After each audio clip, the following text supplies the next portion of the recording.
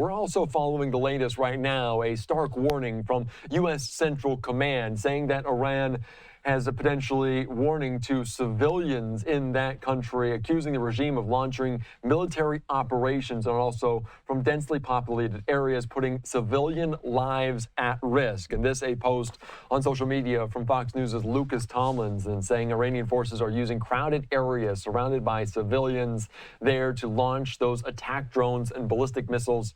U.S. forces strongly urge civilians in Iran to stay home. So this is a major development. They say the Admiral Brad Cooper says Iran's terrorist regime blatantly disregarding civilian lives by attacking Gulf partners while compromising the safety of their own people. A live look right there in the Middle East as it is into the early morning hours of a new week here on Monday. Let's bring the conversation right now, senior fellow with the FDD, Sinan Ciddi. Thank you so much for joining us here on Live Now from Fox. And this is a stark warning from Central Command saying that Iran is kind of shooting off rockets and missiles from densely populated areas. What do we make of this? Yeah, I mean, it's the classic sort of Iranian strategy, right? Because it wants to discourage the United States from essentially retaliating into Iran where civilians are located. But this we've seen in other sort of Iran proxy entities. Hamas was doing the same thing inside of Gaza, essentially having positions inside of the country or inside of the strip, I should say, where they were, where it was densely populated with civilians, trying to discourage the Israeli military from striking back. But this is essentially one part of the Iranian strategy. Another one of this is essentially what you're seeing is they're striking densely populated civilian areas inside of the Gulf states in an attempt to essentially pressure the Gulf states to implore the United States to end the war. How much of a change of strategy is this? Because we've seen it in the Middle East, the war there, Israel and Hamas, some of those targets, they're accused Israel of Hamas having them over hospitals and the kind. What does this strategy signify from Iran to say they potentially might be shooting these off next to civilians? I mean, look, this is part of the sort of authoritarian playbook. I mean, countries such as Iran, North Korea, these are sort of, countries that do not respect the rules and engagement of war, simply because for them, either using human shields in the form of their own civilians or striking in enemy territory civilian targets is their game, simply because they think that this will result in pressure being applied to the government of the United States here, or previously in the case of Israel, whereby they're going to essentially say, look, this war has to stop because they're targeting civilians. They're banking on the fact that what they're attempting to do is going to put undue pressure on governments to stop this war. Yeah, and obviously pressure on terms of other civilians, just the innocent around there. And this is a live picture one more time there in Beirut. And we also know that Iran's war targets widened dangerously into civilian infrastructure on Sunday as Bahrain accused Iran of striking one of the desalination plants that are crucial for the Gulf nation's drinking waters. And we talk about the region there, but I don't know if people really understand the complexity or the importance of some of those plants. Can you speak to that? How important are those? And again, back to the strategy of why exactly they're targeting this and just the basis of it. Right. I mean, typical targets that we would expect, or what our listeners or observers would expect, is Iran's going to strike sort of things like oil depots, airports, which they're already potentially targeting. And in the case of the Emirates, obviously, they're doing that. But what we underestimate as a general public is Iran's resolve and willingness to strike critical infrastructure to the Gulf states. Simply because if you strike a desalination plant in a country like the Emirates or Israel or any other of the Gulf states which rely on desalinizing water for drinking and actual circulation, this will absolutely cripple the countries. I mean, they would have no drinking water or city water that we're accustomed to. The United States, we're not, used to having desalinated water as our main sort of water supply. We have reserves in natural resources. These countries do not. And in the case that Iran really goes out to sort of precision target civilian infrastructure, this will decimate essentially civilian security in having access to clean drinking water supplies. And they're going to go after other targets too, electricity plants, any other sort of critical infrastructure, which is for them not off the books. Yeah, that is a good way to describe it because it's so very crucial for the populations of those countries and the neighbors, like you mentioned, being hammered, being pummeled by this. Is there anything we're hearing in terms of response? Are they awaiting the United States to step in? What are they doing about this as Bahrain gets potentially hit about this civilian infrastructure plant? I mean, we saw in the case of the UAE that they're willing to essentially now enter combat operations against Iran. That I wouldn't be surprised if other countries feel the pressure. But as far as the United States and Iran is concerned, both are looking at this from a perspective of how much firepower does Iran have, the IRGC have, to continue this sort of barrage of target of hitting civilian or military infrastructure? They have a limited number and supply of ballistic missiles, and those are being drained by the day. And their ability to replenish and restock those is not very opportune, simply because they're in a war footing. But so the United States has been, and Israel has been, striking their launch capabilities. And it doesn't matter at one level how many missiles Iran has. If they can't launch them because these launches are being targeted and destroyed, that's going to cut down their time. But also for the U.S. and Israel, one also has to say a critical sort of worry and thing that we're watching out for is we have a limited supply of offensive ballistic and missile capabilities, which are also being drawn down. And we also want to watch for that. So this is a numbers game at some level. Yeah, that is so very true. Obviously, taking out some of those interceptors, taking out some of those sites are an objective the Secretary Hegseth has laid ground. I also want to talk about other points because the atrocity that happened at the girls' school in Iran, evidence suggests that the deadly blast at that elementary school was likely a U.S. airstrike. We heard last night aboard Air Force One that Hegseth said they were investigating, President Trump saying it was Iran. How did they go about determining what exactly led to this? Who was actually responsible?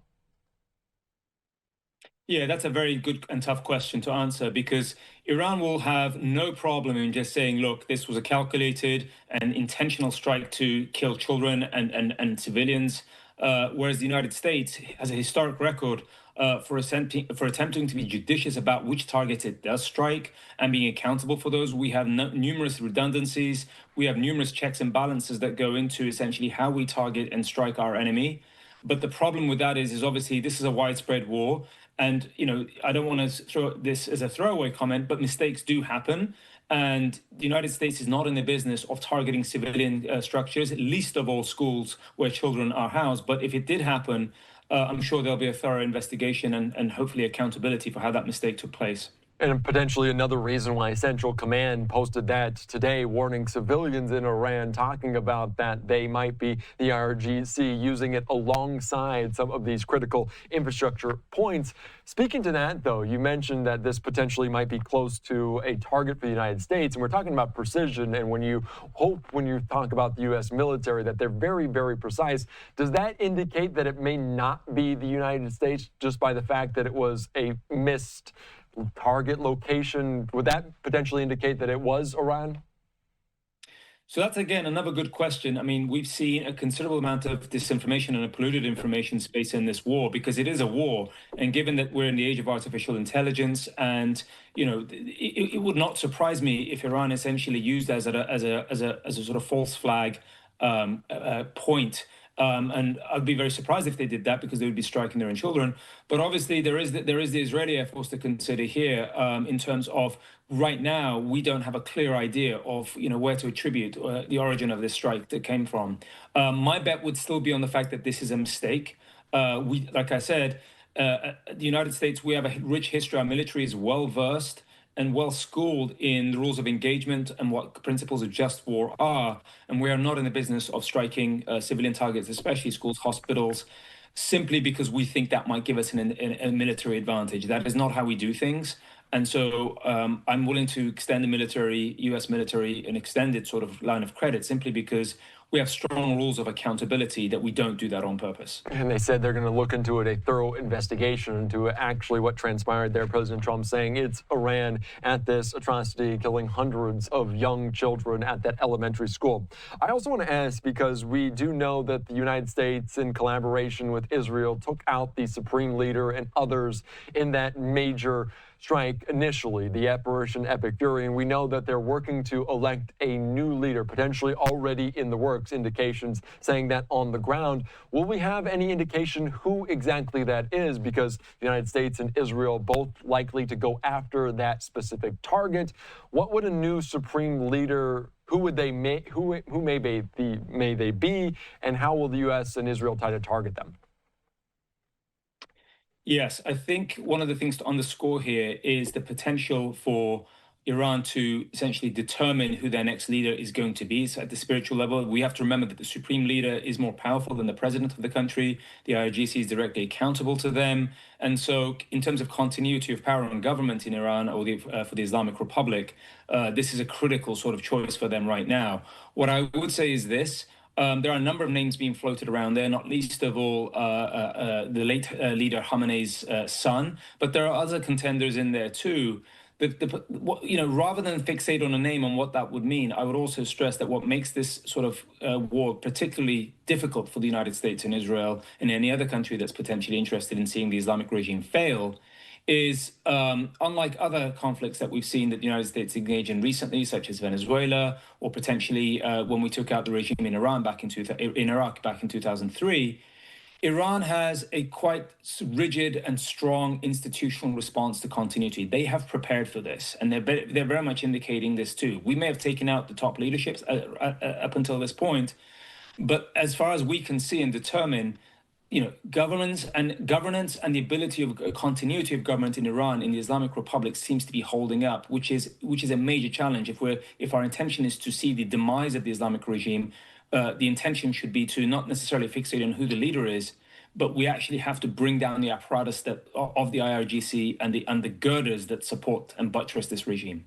Yeah, and we heard from earlier this week President Trump saying he wants a hand in particularly picking who might be the next leader. And if they already selected it, you might imagine that's not the case, not something that they are in line with. I do want to ask you, because we talk about them potentially not necessarily a single person, just a kind of the construct of the IRGC. We talk about the United States. Their objective isn't a regime change, but depending on who they pick, do you think that could change if it's someone that is in line with the Ayatollah, that is the son of the Ayatollah? Do you think the objectives for the United States, for Israel, might change?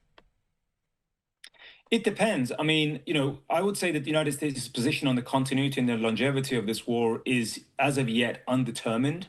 I think we have a relative degree of flexibility as to what we intend as a good outcome or what we would like to see, whereas our Israeli allies are obviously much more fixated on actually bringing down this regime for the good of the region. And that's not necessarily a wrong sort of desire or strategy to pursue. Ours is a little bit more flexible.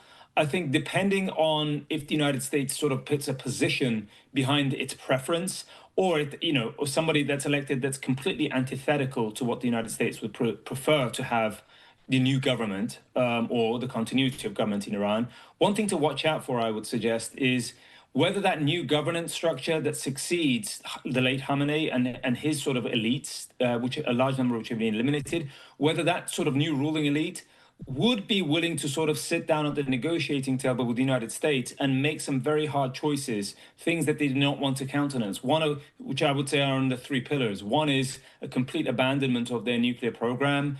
Secondly, the abandonment of their ballistic missile program, as well as cutting ties and end of supply and supply and enabling of its regional proxies. If they were willing to do that, that could come pretty close to what President Trump has referred to as unconditional surrender. All right, very good. That would be obviously a win for the United States. I also want to put this up here from Bloomberg TV talking about this. Iran's Assembly of Experts has elected the country's new leader, citing a council member. They didn't name the council's pick, but they said, quote, the leadership election has been completed and the supreme leader has been determined. And over the last week, since Operation Epic Fury was underway, we talked a lot about the capabilities of Iran and the IRGC, or really the lack thereof. And it's been scattered, attacking neighbors in the region. We've seen their stockpile or their usage of missiles and drones go down day by day by day. With the fact that there might be a leader, do you think there might be a more unified kind of response from Iran? Is that a concern the United States might have? It's possible, yeah. I mean, look, the regime is up against the fence. They're cornered and they are taking an absolute pummeling, a shellacking, in another vernacular form. And survival is the name of the game. I mean, right now, what they're doing is something that the regime has essentially tried to prepare for the last 45 years, which is regime survival, right? At all costs. They're not really concerned about what happens to the civilian population. They're not really concerned about the economic toll of this. What they want to do is to ensure continuity and survival, such that when the day comes, maybe the United States and Israel are essentially beleaguered. They don't necessarily have the public resolve behind them to continue this war. And Iran's game at this point would be to essentially get these two countries, if not other countries, to join the war, to come to the table. And that's the name of the game. But one thing that we should say is, look, it's a dangerous business in Iran being named the successor leader in any sort of capacity. We saw this with their proxy networks in Hezbollah and Hamas. You can name successors, but this doesn't seem to be a sort of career path that has a great amount of time of survivability, and it doesn't seem to be a good career choice because Israel has a track record of eliminating them. And their intelligence penetration of the country, as well as ours, is quite extensive. And so whether they get to the table at one point is one thing, but also surviving to get to the table is probably another problem that they're running against. Yeah, that's a very good point. Obviously, Israel targeting so many of these different leaders, like you mentioned, those proxies, Hamas, Hezbollah, Houthis, they've been targeting that using their intelligence alongside the U.S. In a grand way. I want to ask you about another component of this, because we heard earlier on this week, potentially the Kurds getting involved, and we were kind of understanding exactly the Kurdish region, what an uprising might look like. President Trump wary of necessarily getting them involved, the Kurds, Iraqi Kurds, Iranian Kurds, not sailing. They're going to cross the border. What would an uprising look like? What's the latest? Can you tell us on that? Yes, this idea was floated and considered presumably in the last week or so, because we saw multiple news sources, incredible ones, reporting that, as in something that the United States tried back in the sort of first Gulf War with the George Bush Sr., who essentially encouraged. I would say in the Iran-Iraq war, where the U.S. administration at the time encouraged Kurds to rise up, simply because this was seen to be a means to sort of counterbalance their adversaries. And one of the things that we've seen considered, whether it was under Israeli pressure or the United States considering it, is for the Kurds right now across the region, but mainly Iranian Kurds, as a pretext to essentially sort of foment and initiate an armed uprising that would essentially take down the regime physically. Because right now, we're relying on an aerial campaign to essentially just bomb the regime out of existence, which I'm being told by military analysts is essentially not a way to essentially reach that goal. But the problem with operationalizing the Kurds in this case, regardless of their origin, is this is going to raise potential red flags with regional countries. I will just give you one: the Republic of Turkey, which is immediate sort of Western neighbor to Iran. It's no fan of the regime necessarily, although they would like it to remain in some sort of shape to govern Iran. If a Kurdish insurgency is mounted inside of Iran, Turkey will possibly consider that as a red line and use that as an opportunity to enter Iran militarily, because they're worried about the Iranians inside of Iran, the Kurds inside of Iran, of establishing Kurdish state and essentially dismember Iran. And for the Turks, that's a big worry, because that entity, the Kurdish entity, is likely to have significant backing from what Turkey considers to be Kurdish separatists and terrorists. And it's had the same problem inside of its borders. And the second problem it has that we run up against is if we wanted to back a Kurdish uprising to take down the regime in Iran, look, there are a lot of people inside of Iran, and not necessarily, Kurdish or Iranian. It's multi-ethnic and multi-denominational. And there would be a significant opposition potentially inside of Iran that would basically coalesce maybe around the regime to put down a Kurdish uprising. And that would not serve anybody's interest, which probably helps explain the president's choice right now to essentially not back a Kurdish insurgency. Yeah, that is interesting. It feels like the Kurds kind of in between a rock and a hard place there, where they're the uprising in Iran, which they could kind of fear retaliation of what's going on there in Turkey. If they were to get involved, how would it look? Would the United States be aiding in this? How would they go about it if it were to come to fruition? Difficult to say, because it hasn't really come into sort of being considered as a serious plan. But if some of the stories are true that we've been reading about in the sort of more credible outlets that we're in the U.S., it seems to suggest that the Israelis and the Americans on the level of intelligence have been providing material assistance, weapons, and training to Iranian Kurds for some months now. And what would that look like if we decided to mount a Kurdish offensive? Well, I think I would say, look at past experience. We have a good track record of backing the Ukrainian military, which is a strategy is essentially leading from behind. But we've also essentially, partnered up as a country, the United States, for at least its part, in backing the Syrian Kurds under the banner of the Syrian Democratic Forces, beginning in the mid 2010s, to essentially fight against the Islamic State. We provided targeting information, military assistance, logistical as well as weaponry, right? And that's presumably what it would look like. But I should say, the Iranian case is actually going to be very difficult if this is an option that they choose for. I mean, if anybody looks at a topographic map of Iran, as in mountainous, Iran is a very, very mountainous country. If we are going to essentially mount a sort of infantry option to try and take down the regime, as in, armed, ground fighters, and those are the Kurds, and we sort of, the intention is to sort of get them into Iran through the Iraqi border, you're running up against huge obstacles in geographic terrain in terms of getting them to march on regime strongholds. But just another factor to bear in mind. Yeah, that is a very good, obviously, just such an expansive location. I don't think people in the United States just understand how mountainous, how large Iran is, especially in terms of being on the ground there. Sinan, anything else you're monitoring? What else are you focusing on this week? Because we're now well into a week beyond the initiation of Operation Epic Fury. What else are you keeping your eye on this week? Well, I think it depends what you pick up. I'm very curious about seeing what other sort of Western allies that the United States may essentially sort of motivate and gain in actually committing military resources or cooperation. We do know that the UK is considering, if not already deployed or willing to deploy, some valuable assets in the form of aircraft carriers because of the Iranian strike on Cyprus, on the British base there. We are looking for, I'm essentially on the watch out to see if the United States can motivate more allies to essentially back the government's attempt to bring down the regime.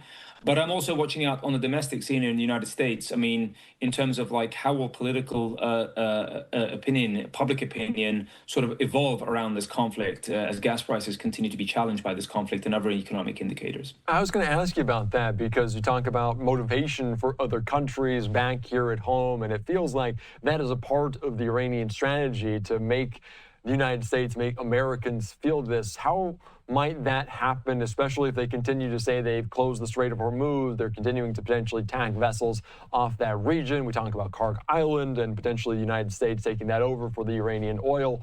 How might that motivate people if the oil and gas prices continue to skyrocket? Yeah, I mean, look, the Iranian government has always benefited from a complete lack of pressure, public pressure, for anything that they do, whether it's engage in a 12-day war with Israel, or whether they essentially sort of mobilize and enable its proxy networks to attack, Israel through, through Lebanon or through Gaza. It doesn't really make, or the Houthi network doesn't really sort of impact the domestic sort of situation in Iran in terms of the Iranian, the IRGC does, and the Islamic Republic face no significant public pressure from essentially how they choose to prosecute themselves on the international stage. We are a country that is fully accountable to essentially public opinion and public pressure, and we have regular elections. It is a midterm year, and obviously the United States public and the administration will be watching that carefully. We have multiple indicators. We're trying to battle inflation. We have issues with gas prices, which the American public is very sensitive to. And we have people that will question this. The longer this goes on, I think the more pressures that will bring upon the administration to essentially find a way to come out with this with a definable win that serves our national security interests, but also the stability of the region. And that is a pressure point which the Iranians know. And if they continue to sort of target tankers in the Gulf region there, or other critical oil infrastructure, or conversely, if either the Israelis or the United States, end up striking Iran's refining capabilities or any of the oil depots, these are significant pressure points on the global price of energy and oil and gas markets. So, it's important to watch out for that. Is that what we're seeing on the video right here? Is Israel striking Iranian oil facilities there? We saw some of these, obviously, the black smoke, the flames in the sky as Israel, or I should say Iran, kind of knowing that the global choke point that is the Strait of Hormuz could put pressure on so many global factors, including the United States. Is this Israel's response? Are they trying to kind of hamper that ability for Iran right now? I mean, that's a good question. I would say, I mean, we're just based on, I mean, I'm not a military expert, so I will just, say this is a somewhat speculation on my part. Just seeing where that essentially oil depot and refinery capacity, if it is, but oil depots itself, located, it seems to me the intention here is to really curtail the supply of energy and gasoline to Iranians themselves and really undercut the regime's ability to essentially, bank on the fact that life in Iran can continue unabated. Again, this is a problem that the Iranian people will feel. And we saw similar Israeli experiences back in the 12-day war last year, when the Iranian missiles attempted to strike the refining capabilities as well as distribution capabilities in Israel, notably around the port of Haifa, where all of this infrastructure is heavily located in Israel. Luckily, most of those survived for the Israelis. But, if they take out refining or distribution capabilities in a country, then you're looking at essentially a ground stop for vehicular activity or energy generation. But, this is also just to show, how capable the Israelis are in terms of actually targeting critical infrastructure inside of Iran too. All right, very good. Sinan Ciddi, thank you so much. I appreciate your time, your insight. Obviously, a lot to get to here, just more than a week into this Operation Epic Fury and the conflict there in Iran. I appreciate it again. Thank you. All right, thank you so much. All right, great conversation to break it all down there from the Foundation for the Defense of Democracies. And some of those images are very stark as Israel impacting and striking the oil facilities in Iran for the first time on Sunday. Video showing huge flames lighting up the sky while Tehran responded to attacks on its infrastructure by targeting regional neighbors, including Bahrain. And we're hearing new information right now. Axios reporting this here on social media that they might have more conversations on the ground. A senior American official confirms that President Trump's envoy, Steve Witkoff, Jared Kushner, are planning to arrive in Israel on Tuesday. So we'll see what that means in terms of this ongoing conflict, what they might be discussing, if there's a new leader, a supreme leader of Iran in the IRGC. Regime change is not necessarily a part of the objective for the United States. That's what we're hearing from Secretary of State Marco Rubio, Secretary of Defense Pete Hegseth, and others there in the region. But the barrage of attacks on different sites in that country, in the heart of Tehran, continue on.